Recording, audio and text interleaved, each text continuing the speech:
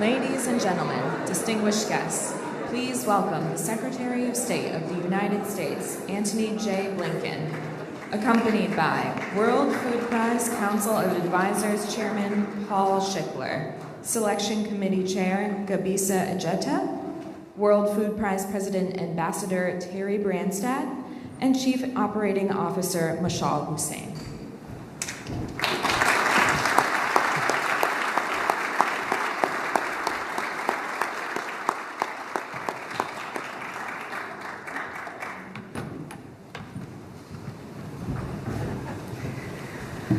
Hello, good morning, everyone, and welcome to the 2024 World Food Prize Laureate announcement.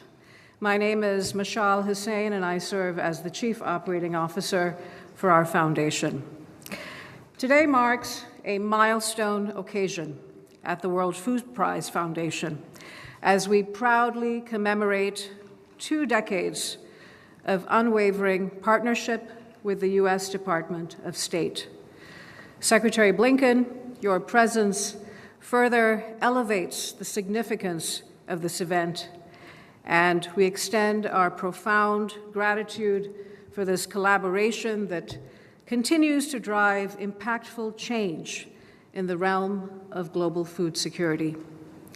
We extend a very warm welcome to ambassadors and the esteemed members of the diplomatic corps present with us today. Your attendance here amplifies our collective efforts in addressing the critical issue of world hunger. Over the past 20 years, we've been honored to have the presence and support of notable U.S. Secretaries of State, from Colin Powell to Hillary Clinton, John Kerry, Mike Pompeo, and you, Mr. Secretary, each contributing a unique vision and commitment to advancing the cause of global food security. Our journey to this moment would not have been possible without the relentless dedication of 3 generations of the Ruan family and the vision of John Ruan Sr., Janice and John Ruan III, and now their children, John Ruan IV and Rachel Ruan McLean, who are watching the live stream along with many, many others across the globe. The Ruan family's commitment to the World Food Prize Foundation has shaped its legacy and its impact. Our tremendous gratitude to all of them. This dream started as an idea from an Iowa farm boy. Born in a mail-ordered house, courtesy of a Sears and Roebuck catalog. Raised amid the rhythms of rural life on a family farm, and educated in the humble setting of a one-room schoolhouse. This boy would grow up to become the man who has saved more lives than any other person who has ever lived. And he would emerge as a figure whose influence on humanity knows no equal. Dr. Norman Borlaug. His legacy is carried forward by his daughter, Jeannie Borlaug-Laube, and his granddaughter, Julie Borlaug, who is here with us this evening. In this setting, American ambassadors and diplomats are sworn into service, and both presidents and secretaries of state conduct meetings with world leaders and host receptions for international guests.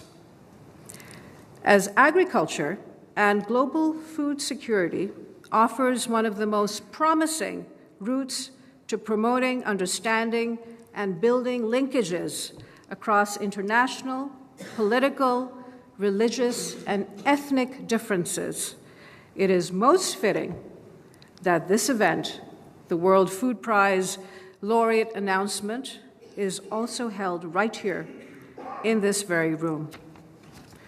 Reflecting on this pivotal moment 20 years ago, in this setting, we came together to honor the groundbreaking work of two remarkable 2004 laureates. We fondly remember Professor Yuan Longping of China, hailed as the father of hybrid rice, and the late Dr. Monty Jones of Sierra Leone, whose recent passing leaves a void. His pioneering work in developing new rice for Africa continues to inspire generations in the ongoing battle against world hunger. As we gather here surrounded by passionate hunger fighters and over 70 members of the world's diplomatic corps, it is clear that Dr. Borlaug's tireless efforts to make food security a global priority have evolved into a reality. Now, to reveal our 54th and 55th World Food Prize laureates, it is my pleasure to welcome World Food Prize Foundation President, Ambassador Terry Branstad.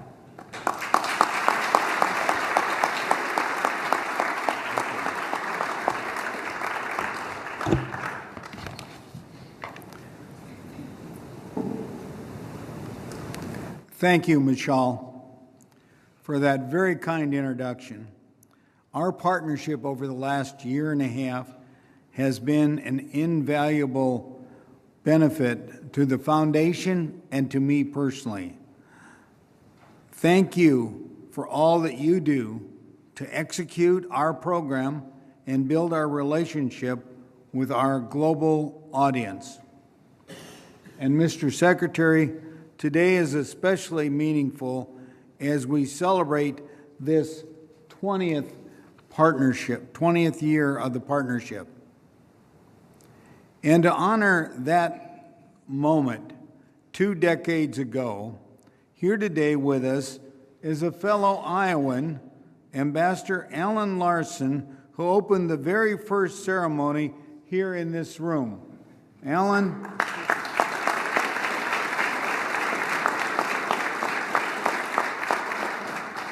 And he's from Mitchell County, Iowa, not too far from where Borlaug grew up in Howard County, Iowa. The idea of this event is credited to Ambassador Kenneth Quinn. When he assumed the role of Foundation President in 2000, he knew what it could become. And hosting this event in this room is part of that global vision. Over the past 2 decades, we have announced 32 World Food Prize laureates, 3 of whom are with us today. A special welcome to the 2010 laureate, David Beckman. David.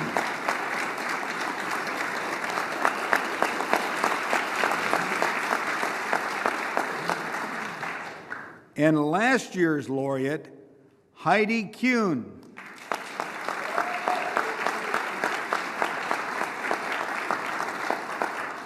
As well as the 2009 laureate, Gabisa Ijeda, who is the chair of the Laureate Selection Committee. Gabisa.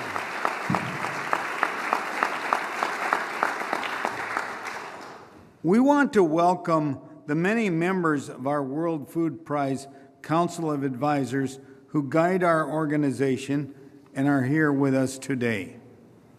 This year, the World Food Prize Selection Committee has chosen 2 incredible individuals who have advanced human development through improving the quality, quantity, and availability of food for all.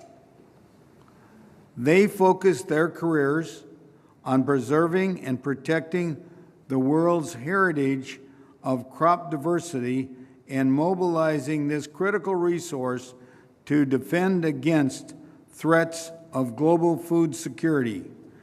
As researchers policy advisors, thought leaders, and advocates, they succeeded in engaging governments, scientists, farmers, and communities towards the conservation of over 6,000 species of crops. They recognized early on that crop diversity and genetic resources are absolutely essential to the long-term global food security in face of climate change and other existential threats. Their collaboration led to the formation of the Global Crop Diversity Trust, which funds crop gene banks, in places all over the world, sustaining storehouses of seeds that we need to breed tomorrow's crops for more nutritious and climate-smart crops. They then went on to work to establish the famous Svalbard Global Seed Vault in Norway, which, of course, Norway is where Borlaug's family originally came from, which safely stores backups for more than 1 million seed samples from green banks all over the world. More than anyone else, these laureates have together shaped the global system we now have for protecting, sharing, and utilizing crop diversity for the benefit of humanity. It is my great pleasure to introduce the 2024 World Food Prize laureates. They are Dr. Jeffrey Houghton of the United Kingdom and Canada, and Dr. Carrie Fowler of the United States.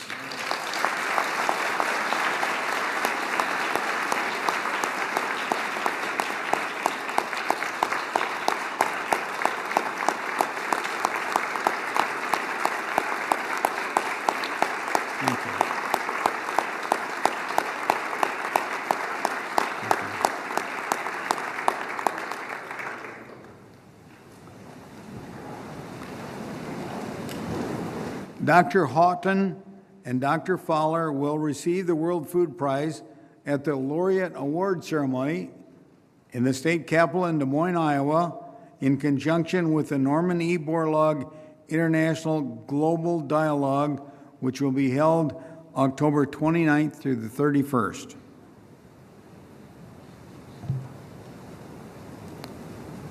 And now, it is my great honor to welcome to the podium the 5th U.S. Secretary of State who has presided over this historic announcement, the Honorable Antony Blinken.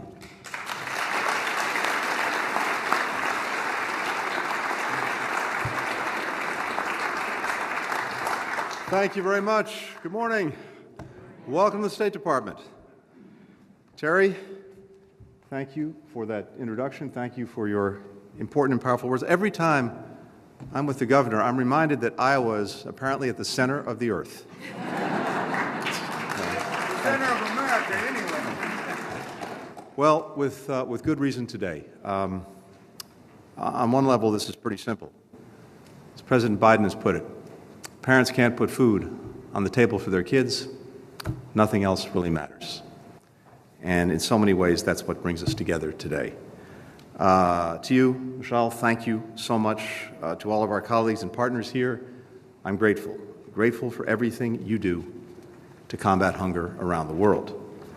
And as you've heard, we're also joined by previous laureates, including our 2023 laureate, Heidi Kuhn. Heidi, thank you again for your visionary work to transform war-torn areas into gardens of peace. For 20 years, as you've heard, the State Department has hosted the World Food Prize Laureate Ceremony to honor the exceptional scientists and advocates who have transformed global food systems. Today, as Terry just announced, the World Food Prize Foundation is recognizing two more giants, outstanding leaders, Dr. Jeff Houghton, Dr. Carrie Fowler, who played a critical role in preserving crop diversity, in part by supporting seed banks around the world. That includes the work that they did to create the very first global seed vault. Nearly 2 decades since it opened, this repository has grown to hold seeds of more than 1 million crop varieties and more than 6,000 major species. Every one of them is a crucial building block for improving global food security. And as this group knows very well, a single plant, like sorghum, can have hundreds of thousands of varieties. And when one strain is in danger from a pest infestation, a warming climate, farmers can use another type with genetic adaptations to help it survive. And scientists can breed these varieties to create more resilient crops, produce bigger yields, feed more people. But that is only possible with crop diversity, if a variety with a vital gene hasn't gone extinct by the time that we need it most. Through their extraordinary work, Jeff and Carrie have not only helped protect these plants, they've also brought the global community together to strengthen the foundation of our agriculture. Today, that is more important than ever. Largely because of climate change and conflict, our global food systems are under unprecedented stress. More than 700 million people around the world are experiencing chronic hunger. They don't know where their next meal will come from. Food insecurity has devastating consequences. Malnutrition can affect someone's health for a lifetime. Widespread hunger can fuel instability, violence, irregular migration, and in turn, greater food insecurity. The United States is helping to get food to those in need now, but also to build a future that's healthier and more stable for people everywhere. Under President Biden, we've contributed over $20 billion to address global hunger. We provide more than 1/3 of the World Food Programme's budget to help bring life-saving assistance to some of the most food insecure places on the planet. But we're also working critically to transform our food systems, in part by leveraging crop diversity. And what I hear around the world talking to my counterparts, particularly in Africa, but also well beyond, is that as much as they value, appreciate, need the emergency support that the United States and other countries bring to this challenge, what they really want, what they really need, is sustainable, productive capacity for themselves and for others. And I am utterly convinced that we, as a country, but also as a community and as a planet, can help them provide that. We've invested $1 billion a year in our flagship food security initiative, Feed the Future. Part of this funding goes to scientists and experts around the world who are breeding crops that are tailored to the needs of local farmers, like drought-resistant sweet potatoes in Costa Rica, or millet that can survive a plant parasite in Burkina Faso. Over the last year, we built on this work through our newest Feed the Future initiative, the Vision for Adapted Crops and Soil, or VACS.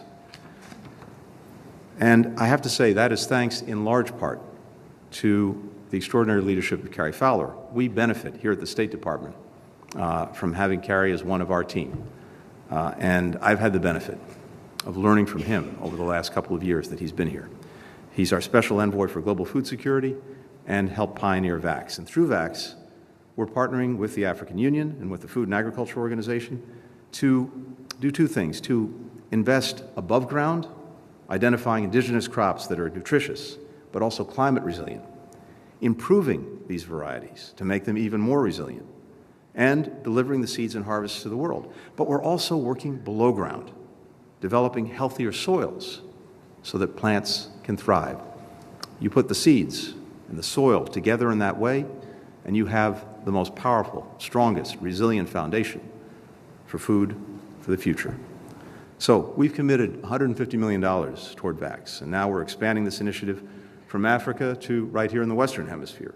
In the last few months, we've also added new members to our VACS coalition, including organizations like Heidi Kuhn's very own Roots of Peace. We'll continue to collaborate with other countries and partners to bolster the global food system, advocating for shared safety standards so that more products can enter new markets and people around the world can access more food, reforming international financial institutions so that they can better address the challenges like food insecurity, building vital supply chain infrastructure like roads that can help bring products to market from farms to kitchen tables.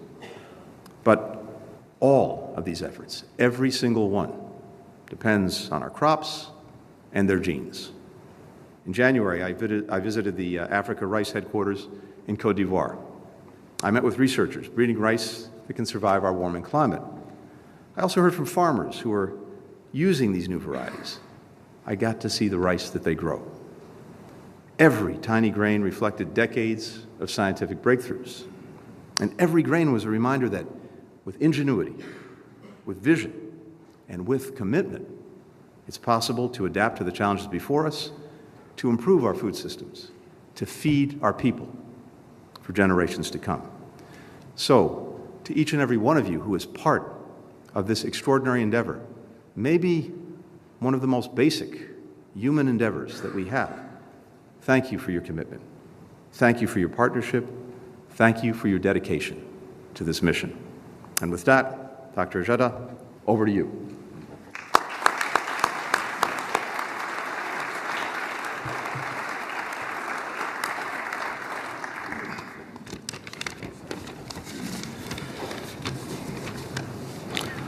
Thank you, Secretary, for that honor of introduction and also for hosting this meaningful gathering of the State Department in the 20th year of this special partnership.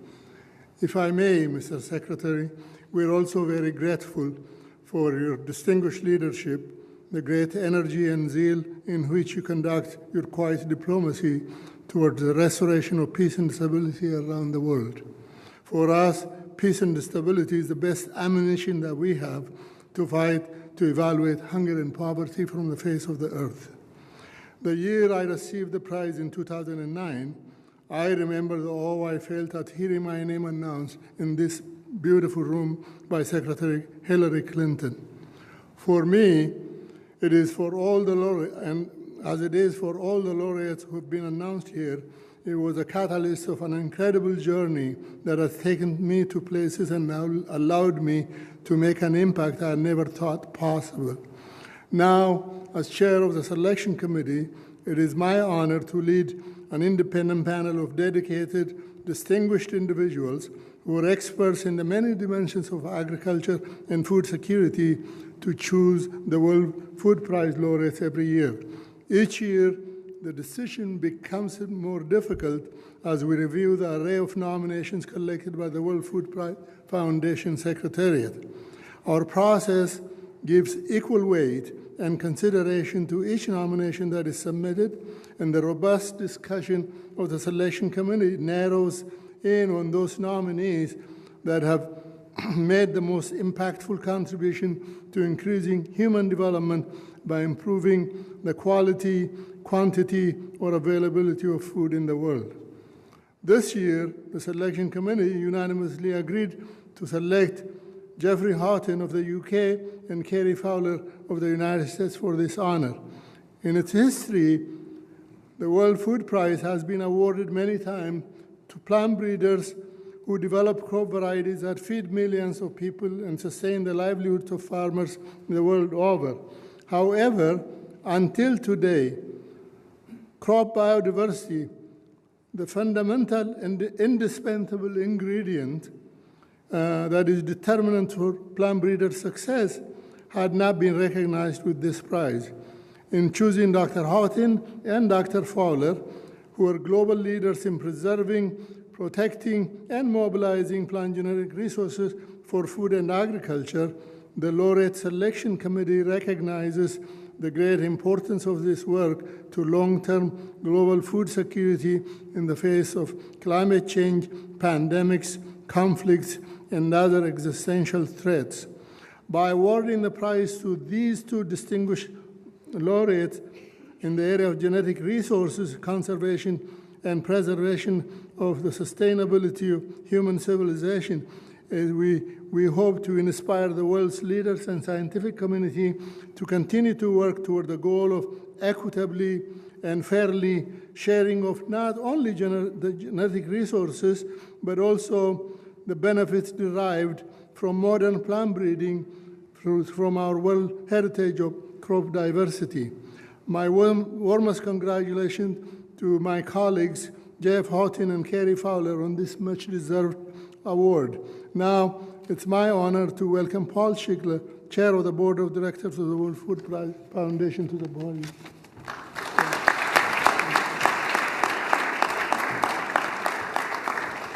Thank you, Dr. Ojeda, and thank you and the selection committee for the work that you did to bring forward the nominations and the Laureate Award winners for this year.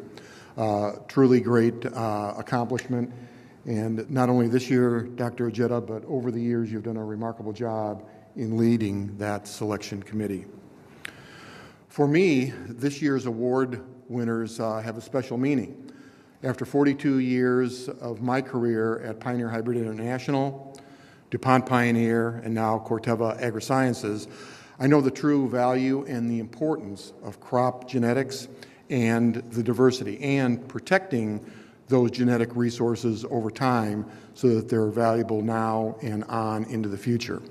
Mr. Secretary, thank you very much for your eloquent description of the value and importance of that resource for the future. The World Food Prize has 3 pillars, and most notably, number 1 is eliminating hunger from the world. And I think that's what we all recognize, but there are 2 others. And the second is convening individuals from government, academia, institutions, business leaders, and politicians from around the world to deal with issues like food and agricultural policy, the environment, nutrition, smallholder farmers, and gender equity. All important dialogues. But the third pillar is one of more recent news, and one that's especially important to me, and that is engaging the next generation of hunger fighters. In fact, in their last phase of their lives, Dr. Norman Borlaug and John Ruan Sr.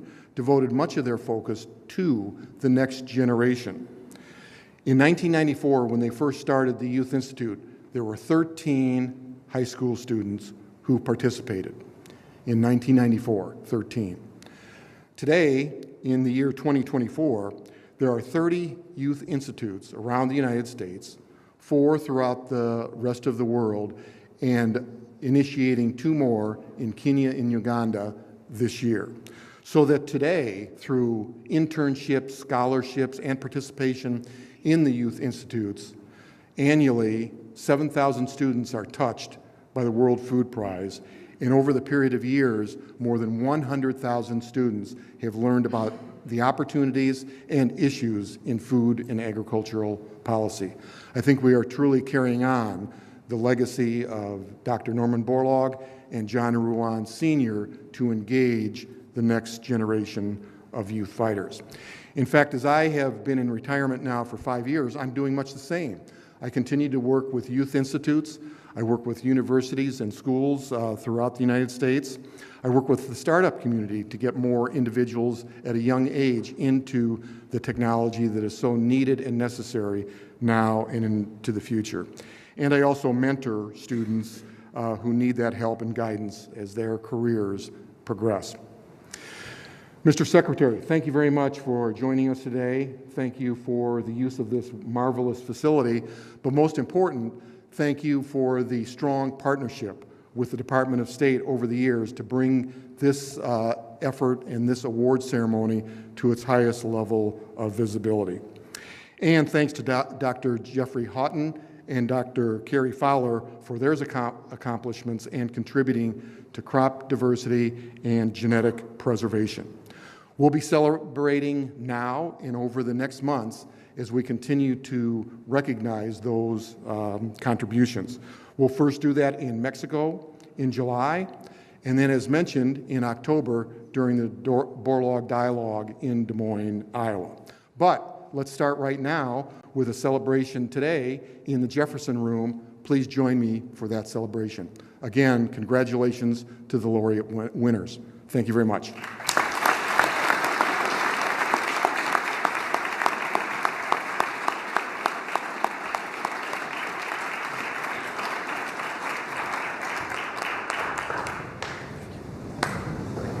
Please, everyone.